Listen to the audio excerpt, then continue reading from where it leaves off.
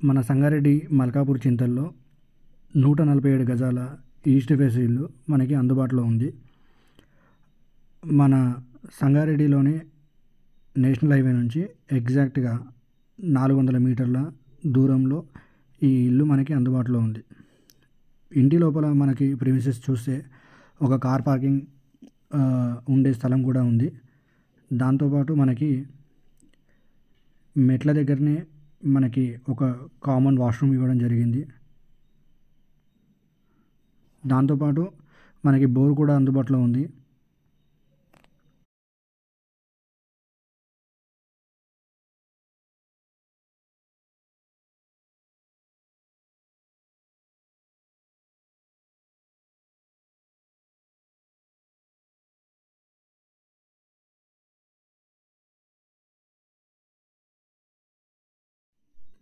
ఇంటి లోపల మనకి విశాలమైన హాలు ఒకటి అండ్ ఓపెన్ కిచెన్.